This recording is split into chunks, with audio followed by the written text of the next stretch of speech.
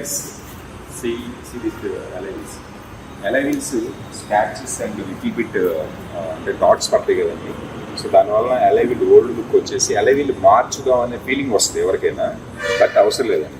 ఈ alloy wheel మేము tyre నుంచి రిమూవ్ చేసి దాన్ని మేము రిపేర్ చేస్తాం. ఆ డాట్స్ కానీ ఎక్కడైతే ఎడ్జులు కొట్టేసిన అవి కానీ ఆ నొక్కులు కానీ fill and repair after that paint. So paint వేసిన తర్వాత మీరు మళ్ళీ కొత్త alloy wheel కొన్నట్టే ఉంటుంది ఫీలింగ్. సో దిస్ ప్రీమియం కార్స్కి alloy wheel is too expensive. So మీరు ఇలా పెయింటింగ్ వెళ్ళటం వల్ల చూసి సేమ్ కలర్కైనా వెళ్ళొచ్చు, వేరే కలర్ అయినా చేంజ్ చేసుకోవచ్చు. సో ఏదైనా కానీ మళ్ళీ బ్రాండ్ లుక్ వచ్చేస్తుంది. This is the wheel element before చూసారు కదా, ఆఫ్టర్ మీరు ఆఫ్టర్ వీడియో ఎక్స్టీరియర్ చూసారు కదండి. సెరమిక్ కోటింగ్ చేసిన తర్వాత ఈ వెహికల్ వితౌట్ పెయింట్ మళ్ళీ మీరు షోరూమ్ నుంచి తీసుకొచ్చినట్టే ఉంటుంది. అది ఆఫ్టర్ వీడియోలో మీకే అవుతుంది.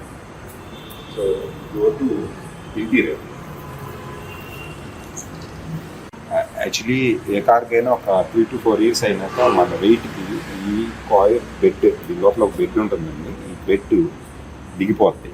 దిగినందువలన ఈ షేప్స్ డౌన్ అయిపోతాయి. మీరు కూర్చున్నప్పుడు కంఫర్ట్ ఉండదు, రిలాక్స్ మోడ్ ఉండదు.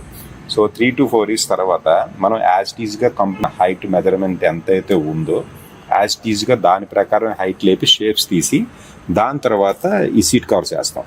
So like a new seat, మీరు కూర్చున్నప్పుడు రిలాక్స్ మోడ్ ఉంటుంది, కంఫర్ట్ ఉంటుంది, లాంగ్ జర్నీ కూడా ఎటువంటి ప్రాబ్లం ఉండదు. ప్రీమియం కార్స్కి ఒక 4 to 5 years తర్వాత సీలింగ్ చూడండి. ఈ సీలింగ్ కంప్లీట్ ఈ క్లాత్ లోపల ఉన్న గమ్మింగ్ వదిలేయటం వలన ఈ సీలింగ్ ఇలా డొల్లలాగా ఇలా ఊడిపోతూ ఉంటుంది. యాక్చువల్లీ మీరు ఇదిగోండి చూడండి, ఇలా మొత్తం కంప్లీట్ ఇలా ఊడిపోతుంది.